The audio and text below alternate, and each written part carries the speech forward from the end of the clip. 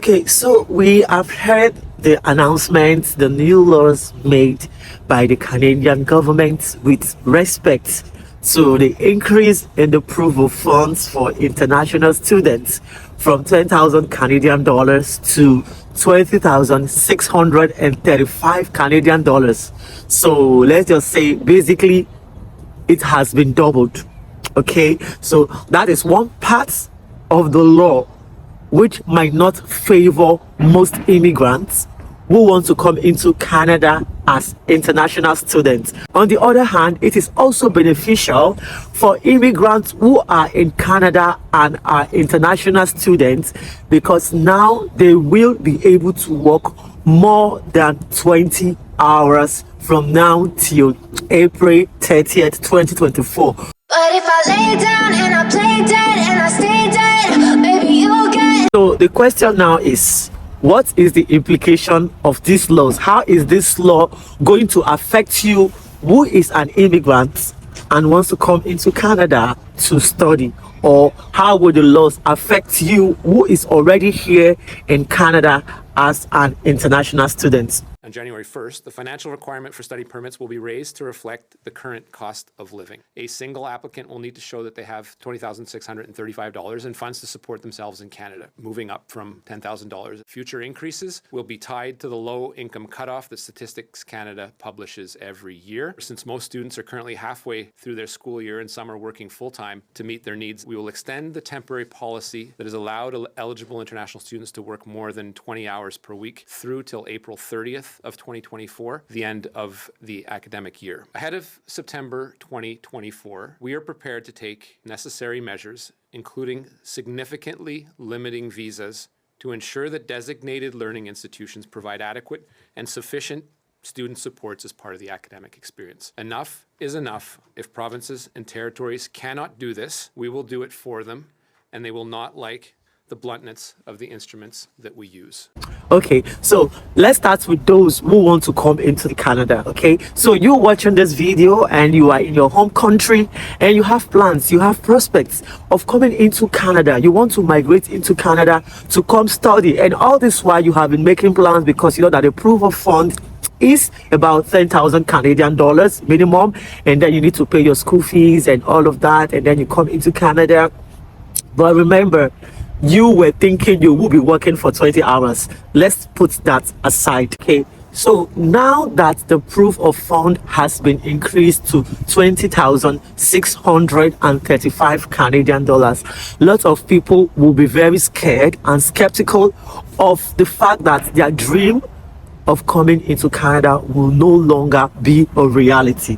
Okay, please do not be discouraged. Please do not give up in your dreams and hopes of coming into Canada through the study route, because basically it's a very sure, like, guarantee pathway to your PR. Okay, this is something you can do by yourself, that you don't actually need an agent to help you for. You just need to click on the school in any of the DLIs here in Canada, get admission, and then apply for your visa process. Okay, so now that you know that this law has been announced, then you work towards it. Okay, so before now you already have that 10,000 Canadian dollars in your account, or is planning to get that 10,000 Canadian dollars in your account. What you need to do now is to put in more effort in your strives, put in more effort in your struggles, put in more effort in your hustles, so that you can be able to get that amount. Okay, fortunately enough, like I said in the previous video that I did, there's the company called Empower. Okay, so they help to finance loan for international students who want to migrate into Canada through the study route. So you can go back to that video and see if you are eligible.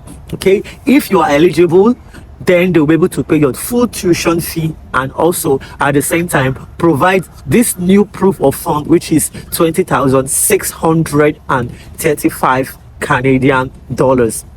Okay, and then for those people who are not eligible, just look for a way to raise that money and come into Canada, because when you come into Canada, you are still going to work this out. Okay, let's talk about the other aspects. Okay, so for the other aspects, like for the winter badge, Some students will be coming into Canada in the month of January. Like their lecture is supposed to start first week of January. I actually met some people in the bus this past week who migrated into New Brunswick, so they were able to recognize me, and they're like, yeah, they saw my videos. My videos have been very, very helpful in helping them to apply for their visa, and finally they are seeing me here in person. So people who are going to resume lectures for winter, but majority of them are already here in Canada, like they want to have their Christmas here in Canada. So before now, these ones had the plans of working 20 hours in a week, but guess what?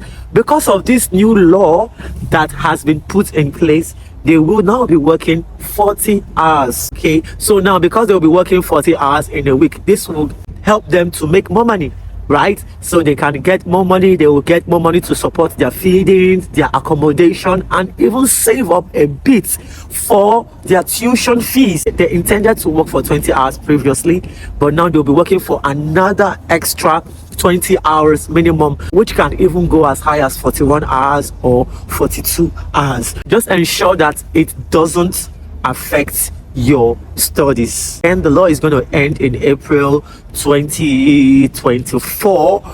We do not know if they are going to extend it, but until then, okay. And then for international students who will be coming in the next batch, which will be in April, I don't know when your study program is starting, but please make sure that when you come into Canada, wait for your program to start before you start working.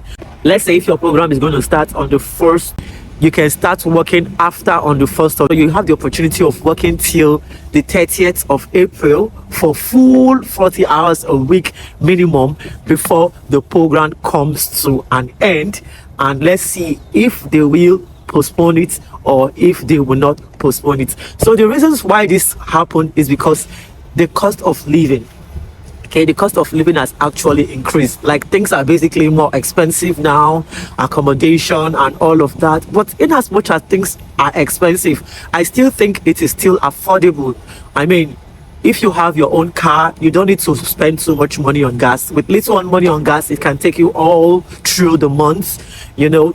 For feeding, it's not even expensive. If you go to the mall with $200, you can get a lot to buy from them, and it can be able to save you for the full month. If you do not have a car, you just need to get a bus card for $65. $65 bus card can help you and take you all through the month. If you have kids who are less than 6 years old, for the bus ride for them, it's basically free. They don't need to pay for the bus ride, but kids who are 7 years and above might need to pay for the bus ride. Yes, it said that accommodation is expensive due to the increase in the cost of living, but I still think it depends on what part of Canada you stay. Do you stay in the cities? Do you stay in smaller rural areas? Do you stay in small communities? So it all depends, okay? So if you're staying in smaller cities, like small provinces, like where I'm staying here in New Brunswick, like I always tell you, things are usually very cheap here. You can get a 2-bedroom for like 1,400, 1,500. You can get a shared room for about 500 Canadian dollars for a room in a month. You can still get up to 550. So you can say that you can be able to manage your expenses when you arrive. Okay, so you will always survive when you come. The only thing you just need to do now is to hustle and see how you can get that living expenses and proof of fund, because now they have increased it. If you don't want a visa rejection, you shouldn't bring anything less. Okay, don't bring anything less than the amount they are stating. Now when they are converting, please do not convert with black markets, because if you convert with black market, it will basically bring down the rate, and by the time the visa officer is converting it, it will not be up to that amount. It will not be up to that $20,635. So use the bank rate or go online on Google and ask Google what is the rate, and there you will get the actual rate. I'm actually in Service, New Brunswick. This is the Canadian government office here in the province where I stay. So I came to get some information to be sure I bring to you the truth as always, and and nothing but the truth, because I like being very factual when I'm giving reports. So I just came to clarify some things here. It's actually cold here. You can see we have some snow around and all kitted up. For immigrants who plan and wish to come into Canada through the study route, This video is to tell you, do not be discouraged. You can do all things through Christ who strengthens you. Hustle, work hard, get family and friends to help you out, support your account, get sponsors, get Empower loan anyhow, and just come into Canada. There will always be a means. You get a job. Things are not as expensive as it might sound, but trust me, you can always do it. In as much as you still pay your tax, you can still save up something if you want to. Everything is just determination. Okay, so let me know in the comment section what you think, and go ahead or ask me any question as well that you think. So for me, I was actually supposed to stop working my 40 hours December 31, so I'm actually glad that I'll continue working for 40 hours even from January, and then April I'll be going for my internship. Don't worry guys, I'll carry you guys along. So if you want to know how things are going for me, how I'm going to apply for my PR, my postgraduate work permits, how I get my citizenship, everything, all the detailed information as they go, you understand, I'll keep telling you guys, so that you guys can learn, just like the group of people I saw this past week that arrived into Canada all the way from Nigeria, from Ghana, and then I saw two ladies from Jamaica.